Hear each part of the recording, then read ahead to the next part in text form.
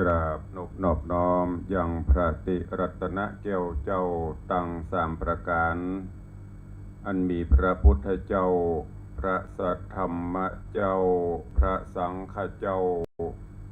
อันเป็นสรณะที่เปิ่งที่เคารพนับถือ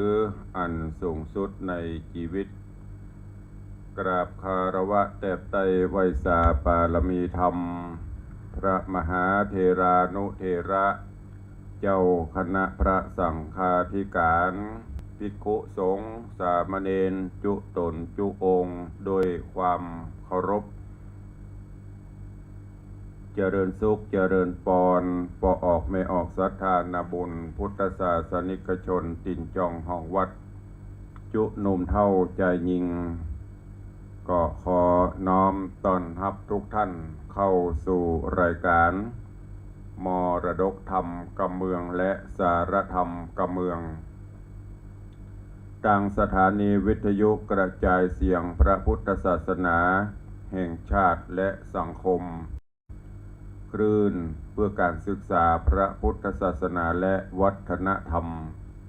คลื่นพระพุทธศาสนาและจริยธรรมส่งสัญญาณออกอากาศจากสถานีวิทยุวัดฝ่ายหินตำบลสุเทพอำเภอเมืองเชียงใหม่จังหวัดเชียงใหม่ในระบบคลื่นความถี่ FM 104.50 เมกะเฮิรตซ์สถานีวิทยุคลื่นพระพุทธศาสนาและจริยธรรมในความอุปถัมภ์ของมูลนิธิพระบรมธาตุเจ้าดอยสุเทพส่งสัญญาณกระจายเสียงในระบบคลื่นความถี่ FM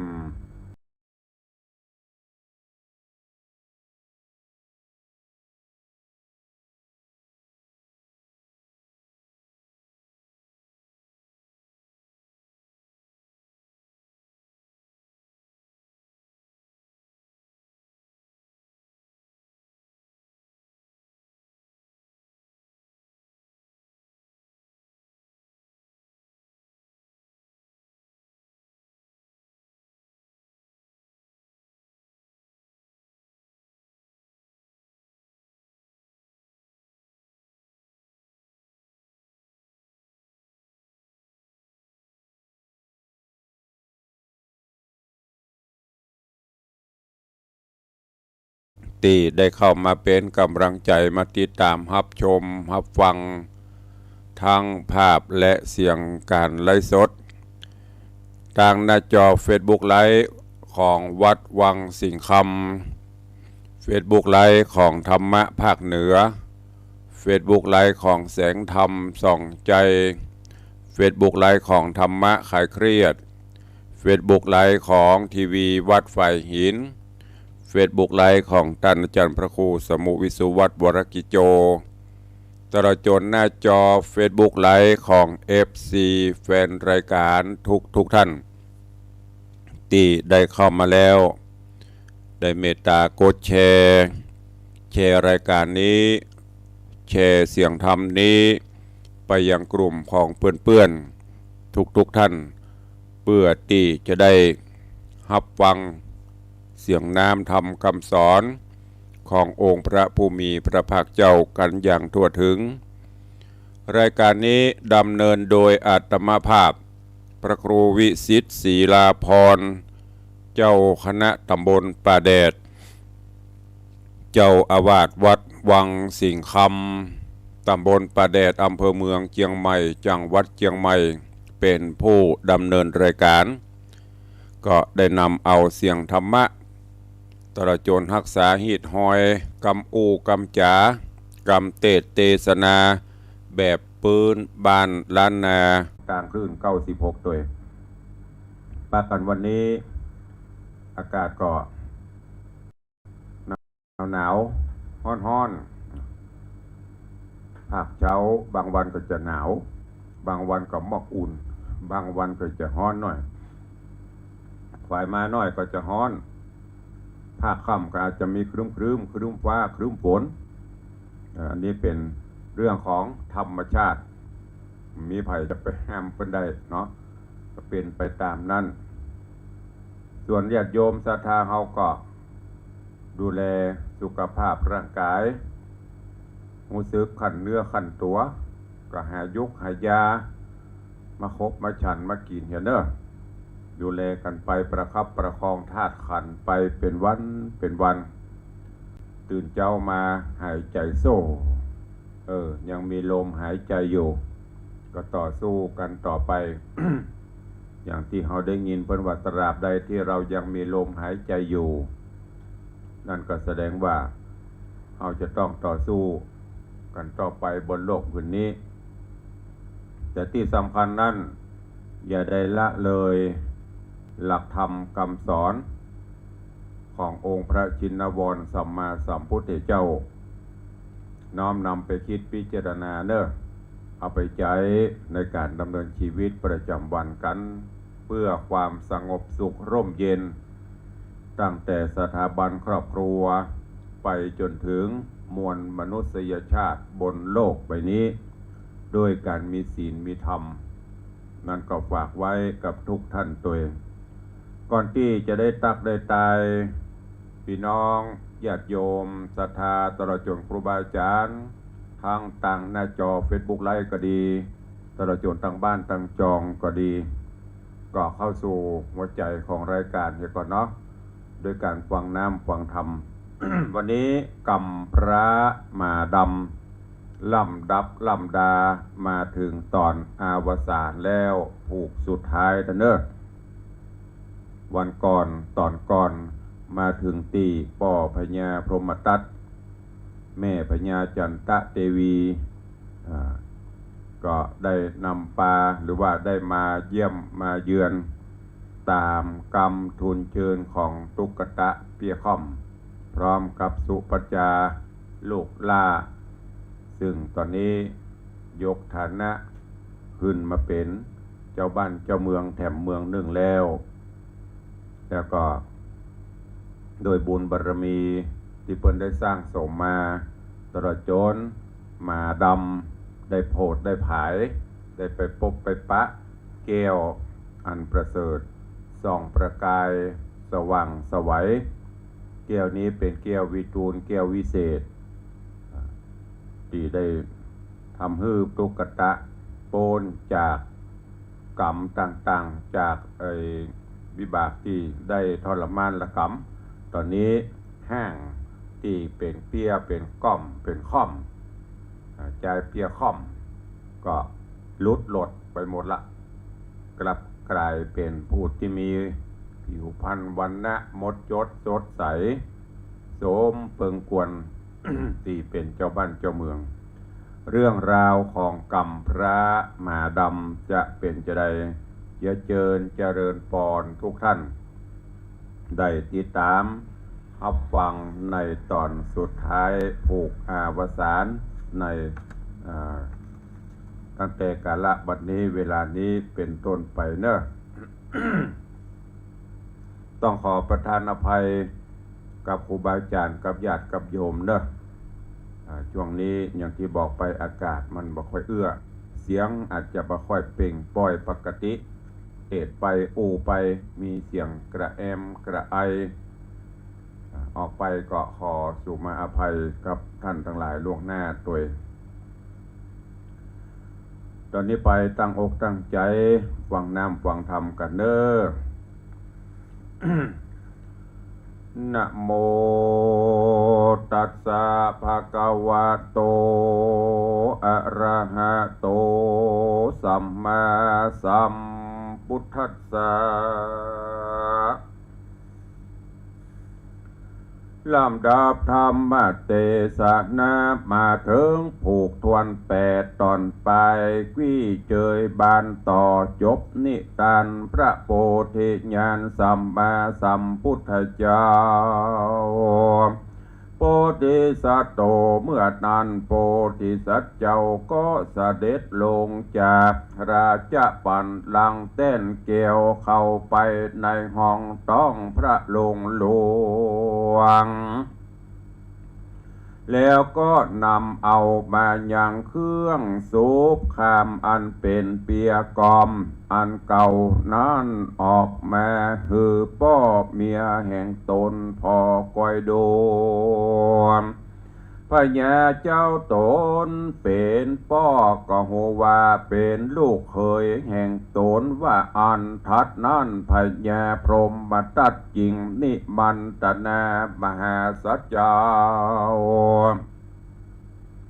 เสด็จขึ้นสู่รัตนะบัลลังก์แก้วแล้วก็แกออกยังคาบอันนั้นแล้วเหมือนประดุจจะดังแกเสือออกจากกายว่าอันราชาอันว่าพญาพรหมทัตได้หันประจักษ์ชัดแก่ตาจิงหายความวิปติกังขามความสงสัยก็มีแลจักะเศรษฐานาริโยอันว่านางผู้ปี้ตังหกอันอยู่ในที่นั้นก็ตบอกแห่งตนเป็นอันจะโงนอัศจรรย์ใจมากนักก็กล่าวตักซึ่งกันไปแม้ว่ายามเมื่อพระปิตามารดาแห่งเฮาฟู่เอาฮือเฮาเอาเป็นผัวเมื่อหัวตีวันนั้นเฮาเจียงจันก็หากบ่เอามาเป็นผัวสักคนแม้บัดนี้เฮาตั้งหลายมีตนอันแสนเสียดายกลืนน้ำลายกินแหน่งแข็งใจประดุจจะดังใครใดพระจันทร์และว่าอ่านปันดังหมาดำปอดตัวนั้นอันเป็นโกปาลามีแห่งมหาสัจเจ้าก็กลับเปตเป็นเต้ากันหาราชารวมเป็นสองกษัตริย์ฐานและว่าอันตมัดทังปะกาเสนโตสัทธาอาหะสัทธาสัพปัญโยพระพุทธเจ้าตนเป็นปิ่นเกลาแก่คนและเทวดาทั้งหลายปากาเสนโตเจ้าก็แสดงอัฏฐปางเมื่อเต้าตั้งสองเสด็จออกจากคาบอันเป็นเปียกอมและคาบอันเป็นหมามาเทศนาฮือแจ้งแก่ภิกขุตั้งหลายอาหาก็กล่าวเป็นนัยยะกถาวากาบกะปันลังกังนิคามิตัวดังนี้ภิกขเวดุราภิกขุตั้งหลายเทวะอุปโภอันว่าพญาเจ้าทั้งสองกันว่าออกจากคาบเปียกอมและคาบอันเป็นมาดำแล้วก็เสด็จขึ้นบนนั่งเต้นเกี่ยวรัตนบัลลังก์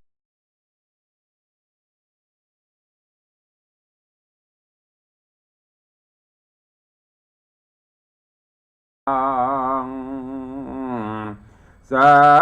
วยยังลาจะสัมปติโดยอันชอบตัสรัจธรรม10 ประการตามราชประเพณีแห่งคัตติยกษัตริย์อันเป็นจารีตโบราณมาแต่ก่อนก็มีวันนั้นแลตะตาในกาละเมื่อนั้นอันว่านางตั้งหกกันเขาได้หันยังเต้าพญาตั้งสองอุบาทเกิดเป็นพระราชาเจ้าแผ่นดินองค์ใหม่แล้วดังอันก็เป็นอันอิจฉาคอยนวลก็มาปรึกษาหารือกัน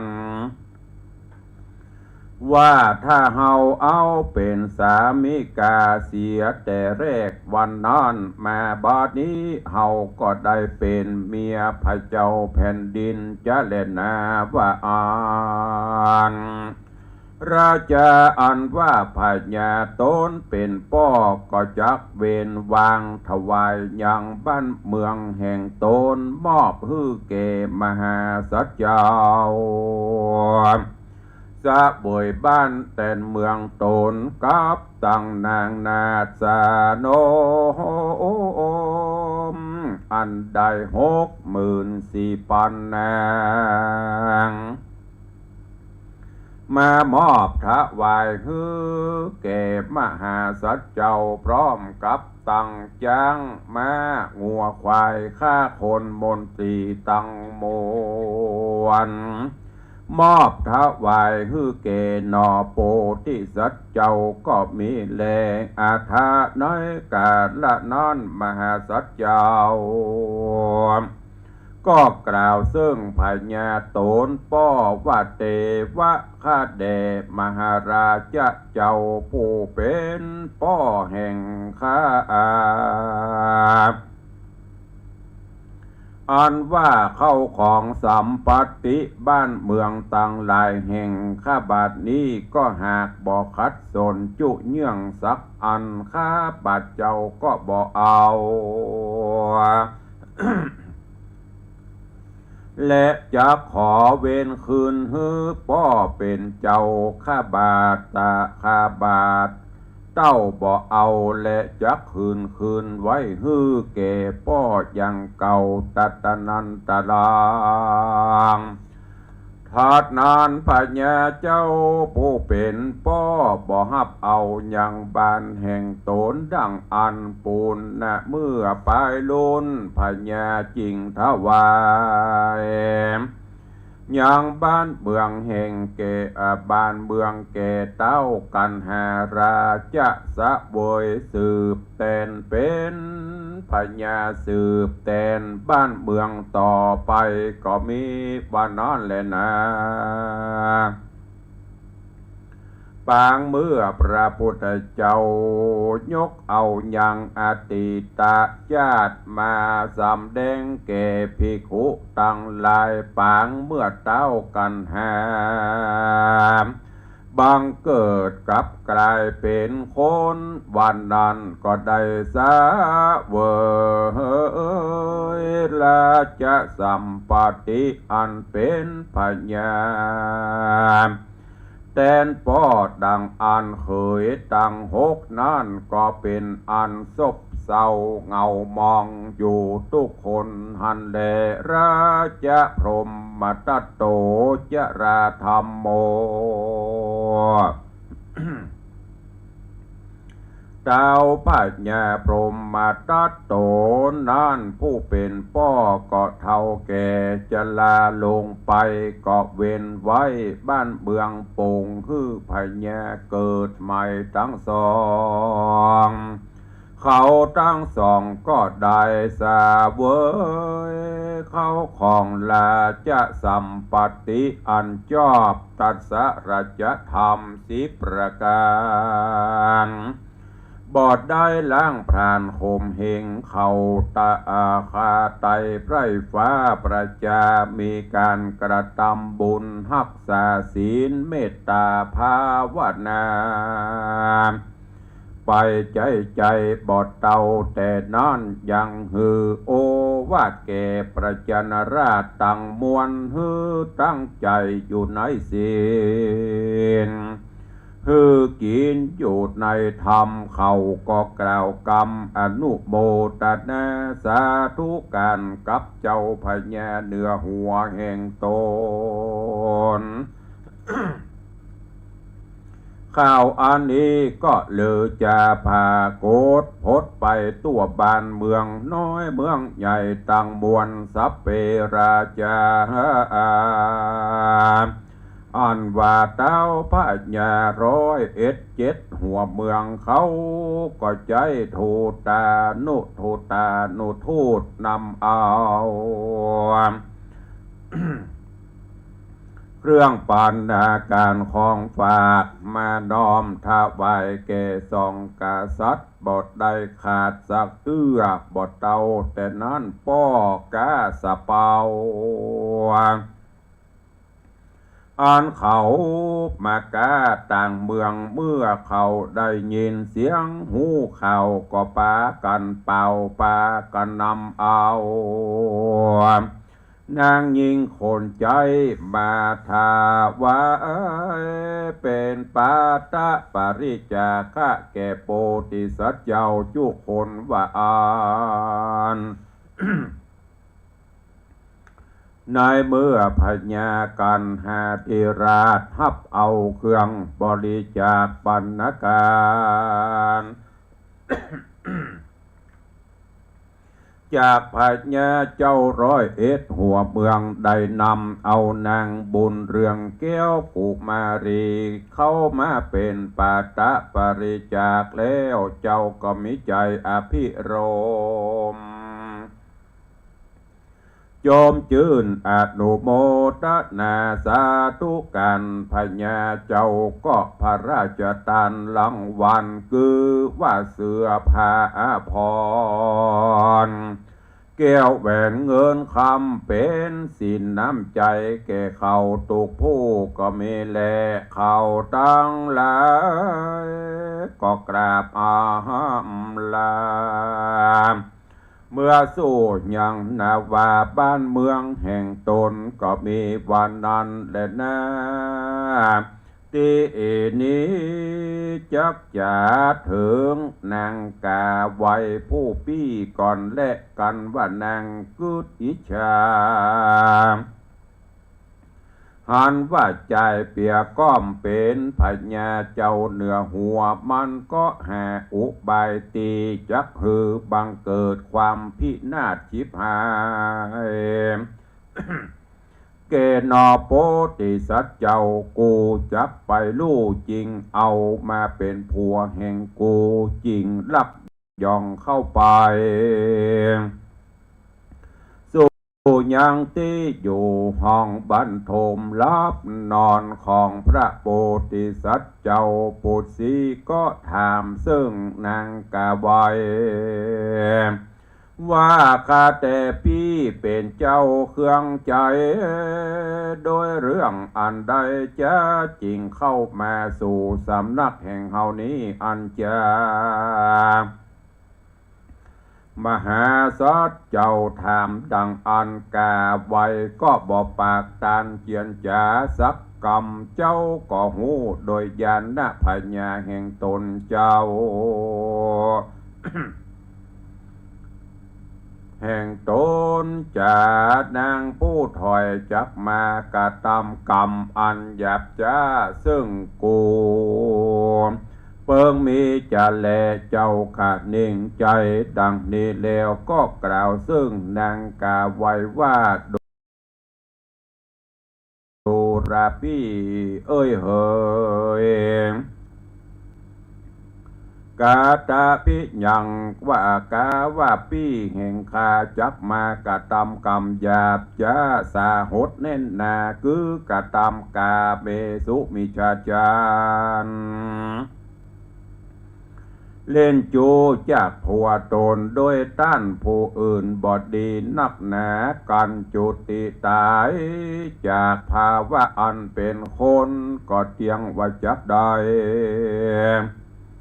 ไปตกนรกมกไม่อยู่อเวจีบ่มีที่สงสัยจะเล่นนา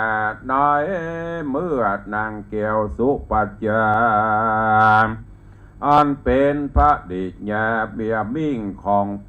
ธิสัตว์เจ้าตื่นจากบรรทมอยู่คนละห้องจริงเข้ามาพบใส่ยังนางกาไว้ผู้เป็นปี้ว่าโดราปี้เป็นเจ้าปี้เข้ามาสู่ที่อยู่รับนอนห้องต้องบรรทมนางเรียงเคียงข้างกู้กับผัวแห่งคานี้จักมีความประสงค์สิ่งใดจะ นางกาไว้จริงตอบถอยวาจาว่าโดยกรรมมุสาไล่อำพรางว่าดูราสุปัจจาน้องฮับปี้กูปี้มาหาน้องที่นี้บ่หันจริงนั่งจันอยู่ท่านี้แหละว่าอ่านกันผู้ก็พูนผ่านลูกจากห้องบันทมที่นอนแห่งมหาสัจเจ้าไปวันนั้นแลตาโตโอโอปัฏฐานยะแหลกแต่นั่นไปนะเก้าลากษัตริย์ตั้งสององค์ใดสะเวยยังราชสัมปติปกครองไพร่ฟ้าอนาปจานาราชเฮือได้อยู่เย็นเป็นสุขได้ฮือยังและได้ฮือลาจะโอวาทคำสอนแก่บรรดาพญา101หัวเมืองฮือตั้งอยู่ในตัสสะพิราชธรรม10ประการโอวาตังทัตตวากันว่าพญามหาสัจเจ้าประธานราโจวาทฮือแก่เต้าพญาเสนาอ้อมมาเจ้าเมืองถวยราชเจ้าเมืองตั้งหลายแล้วเจ้าก็ตั้งอยู่ตามอายุไขแห่งตน กันจุติตายจากเมืองบนก็ได้ไปบังเกิดในสกเทวโลกได้เป็นพญาอินตาธิราชเจ้าสะบุยเจ้าฟ้าในสวงสะวันเป็นใหญ่กว่าเทวบุตรเทวดาสะเวยราชสัมปติอันเป็นทิพย์มีนางฟ้าหากแวดล้อมอ้อมเป็นปริวารว่าได้แสนโกฏก็มีแล้วนะ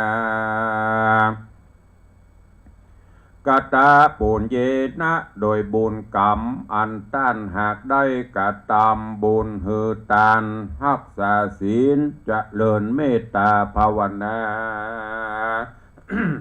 ปางเมื่อเจ้าได้เป็นพญาจักรพรรดิมหาราชก็มีวันนั้นแลนะ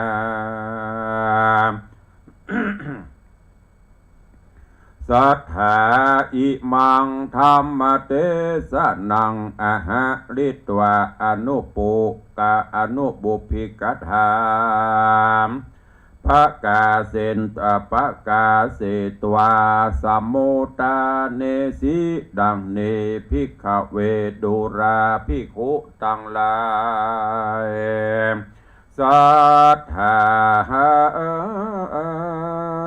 อันว่าพระพุทธเจ้า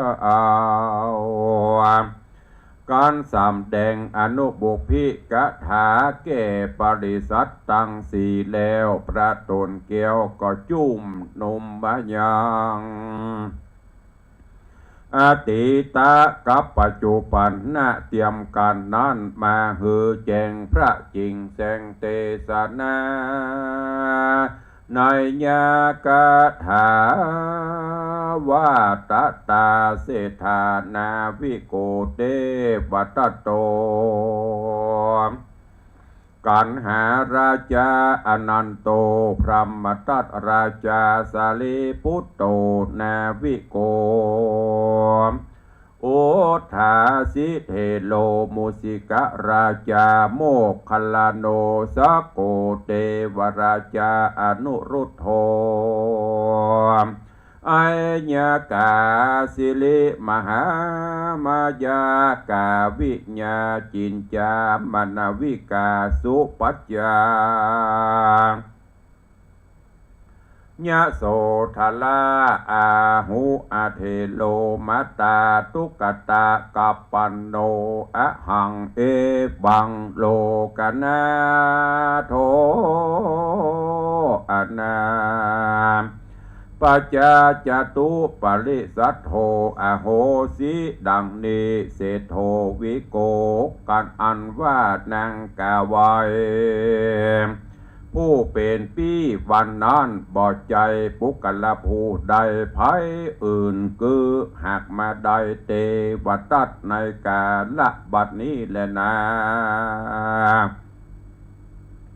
สุนัขะกันหาลาจาอันวาสุนัขะมาดำปอดหากลอกคาบใดบันนั้นนาก็หากมาใดมหาอนันตเถระในกาละบัดนี้และพรหมทัตราชาอันว่าพญาพรหมทัตวันนั้นก็หากมาใดมหาสารีบุตรเห็นในกาละบัดนี้และนาวิโกอันว่าป้อกาสะเป่าอันฮือมหาสัจเจ้าไปกาขายตัววันนั้นคือหากมาได้มหาอุทายีเท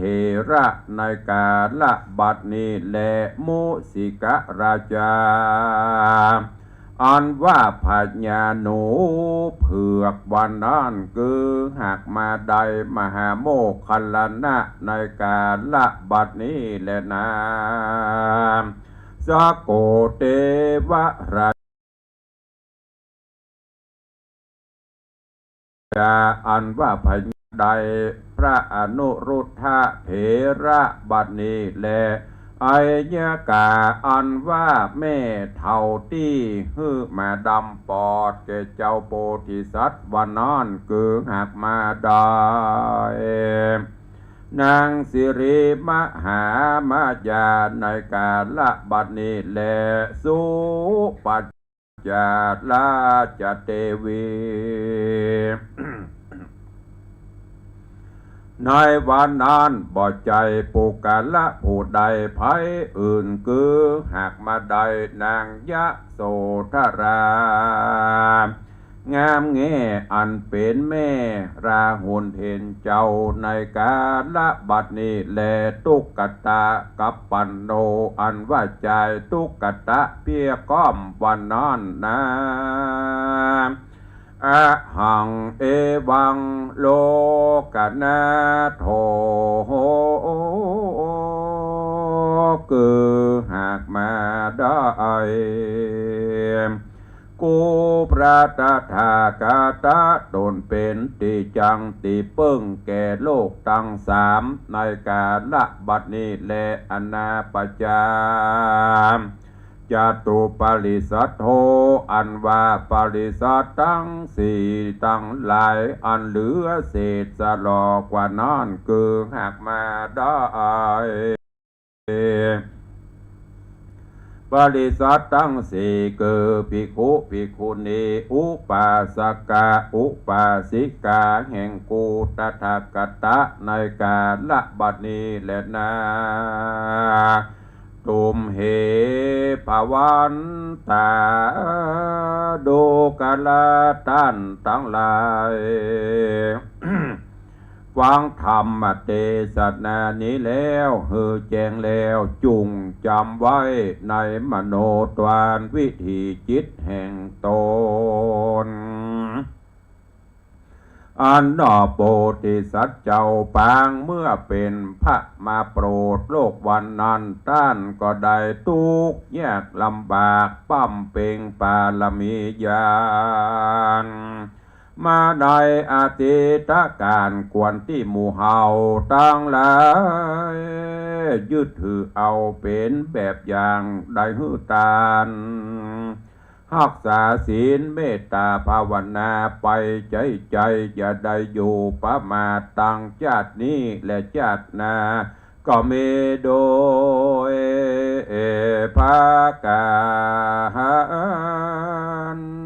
ดังกล่าวมานี้แหละนะสุนัขะกันหาจาตกะจตุทะธรรมเทศนาอันกตะมา50 40 ชาตินิติตังขีญาสังวันนาจาห้องเหตุธรรมเทศนาสุนัขกันหามาดำปอดผูกอาวสานลงเต้านี้เต้าอีก่อนและนาก็บังโกมสมเรศเดชกำพระมาดำจบปริปุณังอาวสานลงเป็นตีเรียบร้อยตึงมดตึงมวล8ผูก8ตอนตัวกันเนอะวันนี้อาวสานลงจบลงตายธรรมะเพิ่นก็บอกไว้แล้วฟังแล้วเก็บแกะก้อนไกเอาสาระแก่นสารนำไปพิจารณาดูเนอะมาดำปีจายเปียก้อมสุดท้ายก็ได้กลับกลายเป็นเจ้าเมืองมดญาติโยมท่านทั้งหลายอย่างในธรรมเพิ่นบอกตะเกียองค์พระผู้มีพระภาคเจ้าของเฮาก่อนที่พระองค์จะได้มาตรัสรู้อนุตตรสัมมาสัมโพธิญาณได้มาเป็นพระพุทธเจ้าโปรดเวนยสัตว์คือหมู่เฮาเจ้าข้าทั้งหลายพระองค์ได้ปั้มเป้งมาปารมีมาหลายโกฏหลายกัปหลายชาติกว่าที่จะได้มาบรรลุผ่านมาสปะสปันเนอเฮาท่านทั้งหลายก็เหมือนเดียวกันก็ต้องปั้มเป้งไปยิ่งความเป็นอยู่บางวันเฮาก็ประสบกับความทุกข์บางเตื้อก็ประสบกับความสุขอย่างที่ตุลุงเคยเล่าที่ครูบาอาจารย์เคยบอกโลกกระทำ8เพราะฉะนั้นจะต้องมีขันติบารมีธรรมอดทนอดกลั้นเอาถึงแม้นจะมีอันยังมากระทบเฮาก็จะเป็นละเสียซึ่งศีลซึ่งธรรมเนอะพุทธเจ้าของเฮาเพิ่นสละแล้วซึ่งโลกกิญะความสุขทางโลกถึงมดถึงมวลออกแสวงหาวิมุตติธรรมออกแสวงหาโมกขธรรมปั้มเปงบำเพ็ญ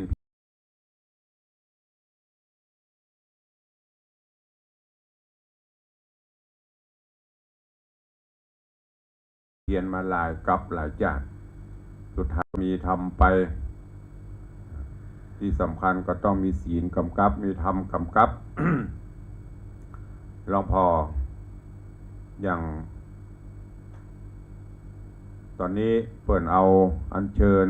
พระบรมสารีริกธาตุ ขององค์พระภูมิพระภาคเจ้าพระอรหันตธาตุมาตั้งประดิษฐานไว้ญาติโยมทั้งหลายถ้าเรามองเป็นธรรมะก็ลองพอลง2,567 ปีเข้ามานี่คลื่นมหาชนความเคารพนับถือต่อองค์พระผู้มีพระภาคเจ้ายังบ่เสื่อมสลายอันนี้เฉพาะในบ้านเมืองเขานะถ้าทั่วโลกลมรวมพลกันลองรับตาพอภาพมันจะเป็นจะได้แต่คืนนี้ตะคืนก็ได้มีโอกาสได้ไปกราบสักการะบูชาซึ่งพระบรมสารีริกธาตุของสมเด็จป่อก็คือองค์พระผู้มีพระภาคเจ้าอันเปรียบเสมือนเป็นป่อของเฮาพุทธศาสนิกชนเขาเนี่ยได้ไปไหว้ไปสาไปกราบไปร่วมพิธีเจริญพระพุทธมนต์สิ่งที่หันที่ประทับใจก็คือคลื่นมหาชนคลื่นพุทธศาสนิกชนทั่วสารทิศตั้งภาคเหนือเขานี่ที่กรุงเทพป่นไปละตอนนี้มาที่ภาคเหนือแล้วก็จะไปภาคอีสานจะไปภาคใต้ภูมิภาคต่างๆแต่ละภาคญาติโยมทั้งหลายใส่ชุดขาวกันไหลเข้ามาตลอดบ่ขาดสายคนเป็นเรือนหมื่นเรือนแสนอันนี้ไปหันแล้วมันปีติมันอิ่มญาติโยมทั้งหลายไผ่ที่มันได้ไปกับไปอันนี้เป็นสิ่งบอกถึงว่าศีลธรรมหลักธรรมคำสอนที่พระผู้มีพระภาคเจ้าของเราได้ประทานไว้เป็นสิ่งที่เย็น บ้านใดเมืองใด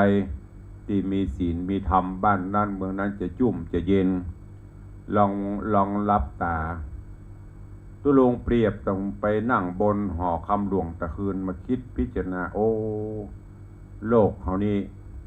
ถ้าเป็นจากเป็นอย่างบ้านเมืองเขานี้ ตีปากันหลังไหลมาไหวมาสาเนี่ยคงจะมีเหตุการณ์ต่างๆการฆ่าฟันบั่นแตงชกชิงวิ่งล่าวกันคงมีละถ้าเหมือนอย่างเฮาหลังไหลกันไปไหวไปสาพระบรมสารีริกธาตุพระอรหันตธาตุที่นะอันนี้แหละเป็นสิ่งบ่งบอกว่าพระพุทธพระธรรมพระสงฆ์แก้วเจ้ารัตนะแก้วเจ้าทั้ง3ประการนะเป็นสิ่งที่เย็นเป็นสิ่งที่นำมาซึ่งความสุขมาสู่มวลมนุษยชาติเหมือนดังแก้ววิเศษที่มาดำได้ไปเห่าไปหอนไปพบไปปะเอามาฮื้อกับโพธิสัตว์เจ้านะแก้วอันนี้ก็เหมือนเดียวกันนั่นฟังทำแล้วก็ฝากฟังไว้เนอะกับทุกท่านโดยวันนี้กำพร้ามาดำก็คงบ่ต้องสรุปเนื้อหาสาระนักเนาะเพราะตุลงก็เทศอย่างจ้าล่ะแล้วก็เอาตีนม้อนให้ไล่เป็นม้อนเอาแก่นมันมาอู้ให้ฟังละสรุปให้ฟังง่ายๆก็นำไปคิดนำไปพิจารณาแล้วก็นำไปใช้ในการดำเนินชีวิตประจำวันเนอะวันนี้ก็โป่งวางไว้เต้าอี้ก่อนที่จะได้ไปตักไปตายไปอู้ไปจ๋ากับญาติโยมศรัทธาก็ขออนุโมทนาบุญทำกรรมเนอะกับญาติโยมศรัทธาที่ได้ร่วมบุญกุศลในการเป็นเจ้าภาพถวายทานต้นเงินร่วมสมทบสร้างกุฏิสงฆ์โฮงหลวงของวัดวังสิงห์คำเนอะก็ขอบคุณอนุโมทนาบุญกับญาติโยมที่เพิ่นได้ให้ได้หอมได้ร่วมบุญมาขอบคุณแม่ล่าใจมั่นทำกรรมเนอะแม่ล่าใจมั่นตำนักเสด็จปู่พระองค์ดำร่วมโมทนาบุญมา2 ต้นแล้วก็ตะวานี้มีโยมแม่ตุลุงจดไว้ไหนลืมไปละก็เดี๋ยวก็เอามาพร้อมกันเนอะตะวามีเข้ามาอยู่ขออนุโมทนาขอบคุณโดยตลอดจนเจ้าภาพไม้กำสลีปีใหม่เมืองเนอะก็แจ้งความจำนงกันเข้ามาเรื่อยๆตุลุงก็จะได้จัดทำขอบคุณกับทุกท่านตัวเองก็วันที่9เนอะวันที่9ที่จะถึงนี้เชิญญาติโยมร่วมงานทำบุญฉลองตราตั้งพัดยศพระธานานุกรมที่พระครูสมุของท่านพระครูสมุทวัชชัยกิติสาโรรองเจ้าอาวาสวัดฉิมพลีวันต้นงิ้วใกล้ๆวัดวังสิงห์คำนะจะมีพิธี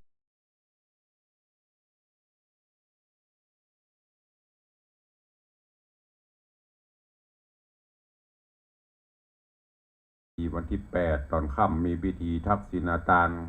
วันที่9มีพิธีวันที่25มีนานี้ก็เป็นวันปิติยินดีหลายวัดหลายวาเนอะในสังฆมณฑลหนเหนือ17จังหวัดภาคเหนือเพิ่นจะได้มีการประทานสัญญบัตรพัดยศเจ้าคณะพระสังฆาธิการที่ทำคุณงามความดีกับพระศาสนาประเทศชาติบ้านเมืองได้รับการโปรดเกล้าเลื่อนสมณศักดิ์ก็ดีตั้งสมณศักดิ์ก็ดีเนอะหนเหนือเขานี่17จังหวัดตั้งแต่นครสวรรค์เป็นต้นมาจนถึงเชียงใหม่เชียงรายเขานี่เจ้าประคุณสมเด็จพระมหาวีระวงศ์เลขานุการเจ้าประคุณสมเด็จพระสังฆราชก็จะได้มาเป็นผู้แทนพระองค์เจ้าประคุณสมเด็จพระสังฆราชประธานสัญญบัตรพัดยศหลายวัดหลายวาก็คงจะทราบข่าวหูข่าวแล้วเนาะก็เตรียมตัวเตรียมกายเตรียมใจร่วมแสดงมุทิตาสักการะยินดีกับครูบาอาจารย์เฮาเนอะ ก่อนที่จะได้ไปตักไปตายตั้งบ้านตั้งจองก็ขออนุญาตไปตั้งหน้าจอก่อนเนาะหน้าจอ Facebook ไลฟ์วันนี้ก็เข้ามากันลวงหลายเจริญปอนโยมควันอินทยศเนอะ กราบไหว้สาเจ้าไหว้สาครับผมไม่ใช่ไหว้สาเจ้าไหว้สาครับผมตุลุงสาธุเจริญปอนคุณโยมสลินทิพย์บุญเลิศกราบไหว้สาเจ้าสาธุเจริญปอนโยมภูวรัตน์ก็ว่าอย่างนี้จำหน้าได้ชื่อเป็นภาษาอังกฤษจะอ่านเนี่ยกราบนมัสการท่านพระครูบาสาธุเนอพี่นานก็ว่าได้หรือว่าไอ้พ่อเลี้ยงก็ว่าได้เนอะสาธุวันนี้มาร่วมระหว่างกะแวะมาเยี่ยมตักตายกันกระตังนี้มาหันกันเรื่องเจริญปอนโยมแม่จันดีวิสุทธินันเนอกราบไหว้สาธุเจริญปอนคุณโยมสมศรีพรหมเมืองเนอะโยมแม่สมศรีพรหมเมืองกราบสาธุ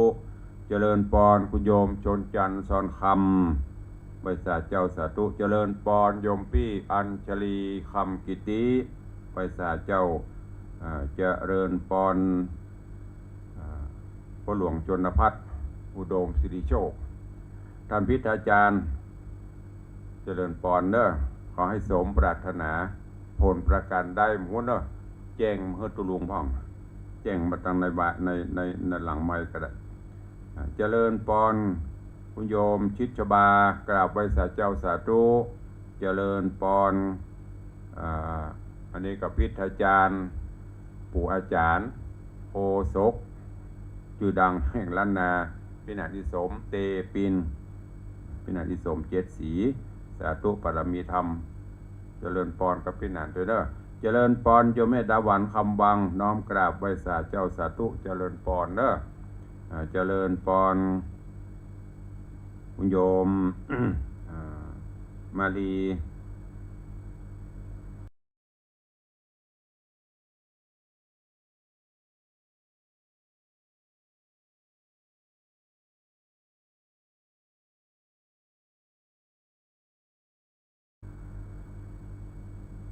ปีมาลี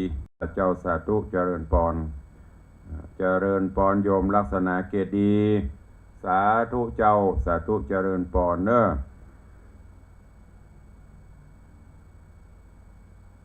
เจริญปอนคุณโยมสุพิษดาวประพันธ์ สาธุเจริญปอนเนอะอ่านพิษอ่านถูกสุมาเนอะที่เป็นภาษาอังกฤษ ตัวลงบักคร่องภาษาอังกฤษนะลัดไปนะถูกพ้องประถูกพ้องกระบัว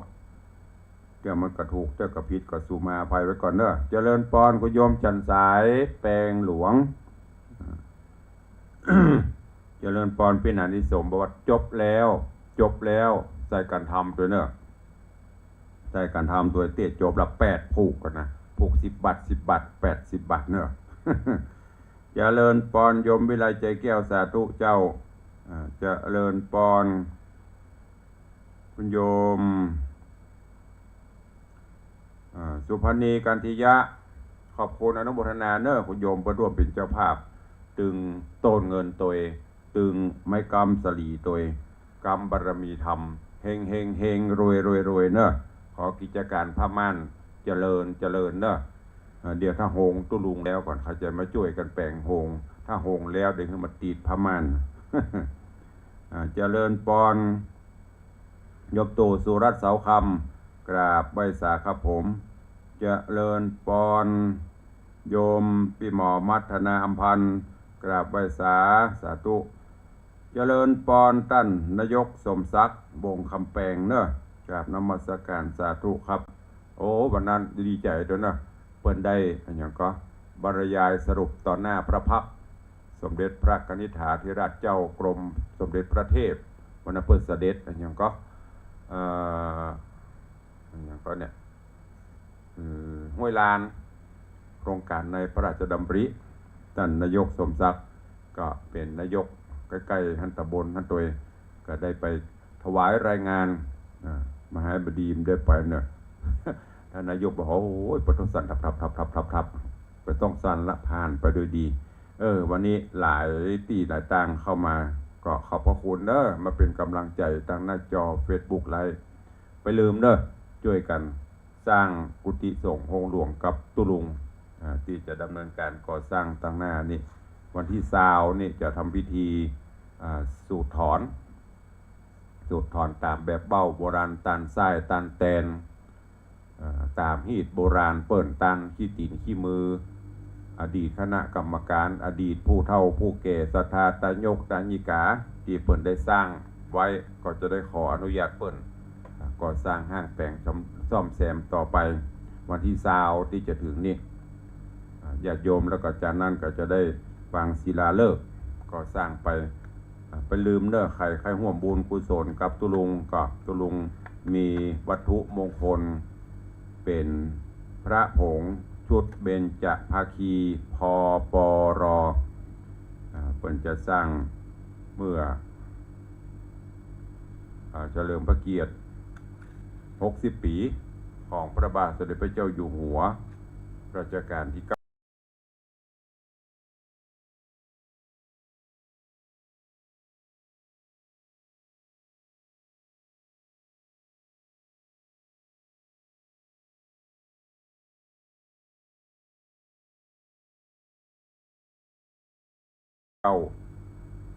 ก็จะมีประกอบโดยเบญจภาคี5 องค์ด้วยกันก็จะมีพระรอดมีพระนางพญามีพระซุ้มกอมีพระสมเด็จกล่องก็จะเป็นเจ้านี้พปรเปิ้นมีพิธีมหาพุทธาภิเษกในวัดพระแก้วพระบรมมหาราชวังแล้วก็วัตถุมงคลทุกองค์ตั้งหลังก็จะมีพระประมาพิไทยพปรจะลึกติดไว้มอบให้กับทุกท่านที่ร่วมเป็นเจ้าภาพสมทบสร้างกุฏิสงฆ์องค์หลวงต้นเงินต้นละ990 บาท99 บาทเนอะเจริญพรตัวทดเวลาสักเล็กน้อยไปตักไปตายตั้งบ้านตั้งจองโทรศัพท์ตุลุงมีไหนฮะ ใครจะจะตัวตั้งบ้านสักสาย2 สายเข้ามาเนอะฟังอยู่ที่ไหนตั้งใดพ้องใครตัวก็เดี๋ยวจะว่าน้อยจ่วยตุลุงไปเดี๋ยวเพิ่นมาตักตั้งบ้านก็ตักก็ตั้งเฟซมาละแม่เลี้ยงอัญชลีคำกิติว่าจะรวยท่านจะเอาไม้กำ2 อันเจ้าไม้กำเหมือนเดิมเนาะเอาของอันก็มามอนสีบ้านเรามอนเหนือเดี๋ยวหลังไม้เนอะพี่เนอะเดี๋ยวหลังไม้พี่โทรแจ้งแล้วชื่อเข้ามากำเนาะสาธุขอบคุณเนอะอันนี้เปิ้นเป็นเจ้าตลอดทุกปียมพี่อัญชลีแจ้งเข้ามาขอเป็นเจ้าภาพไม้กำสลี2 อันปีแล้วก็เปลี่ยนกำมาจนถึงปีนี้ก็กำต่อไปถึง 2-3 ปี5 ปี10 ปี120 ปีโมบกำไปเป็นปีไปต่ออายุอย่างที่ตุลุงบอกเนาะเฮาอยู่สุขสำราญบันใจมาถึงปีนี้ก็เพราะปีแล้วเฮาผู้โยมผู้จากำกันมาเหมือนอย่างต่ออายุใบขับขี่นะกันเนาะเสียภาษีหมู่เนี่ยต้องเป็นปีเจริญพร2 ปอนด์3 ปอนด์ตัดปุ๊บ3 ปอนด์บะอือเจริญพรก็ดักปิ้ง2 ปอนด์ก็ดักปิ้ง3 ปอนด์ก็บะอือก็ตัดก่อนเนาะเจริญพรโยมแม่จันดี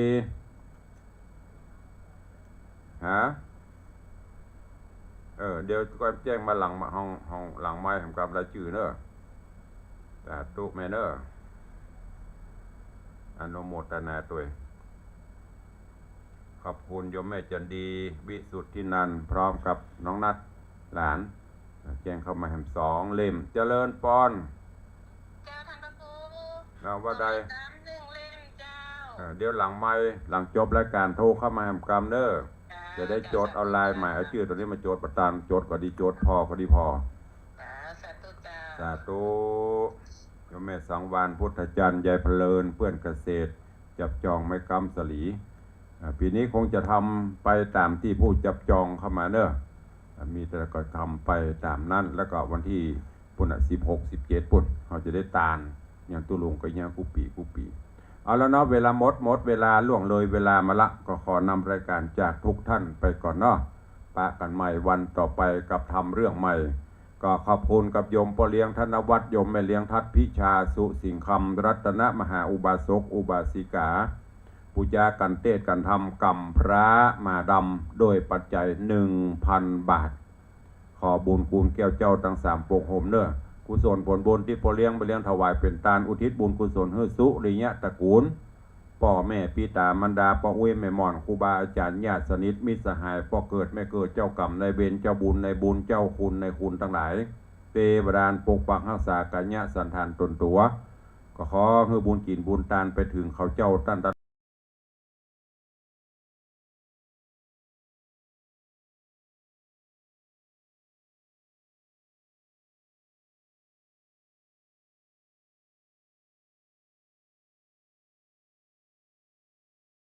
เหล่านั้นได้โมทนาสาธุแล้ว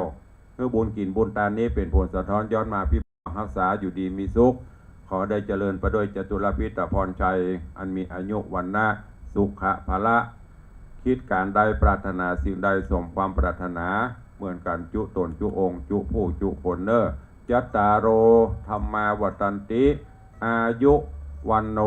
สุขังพะลัง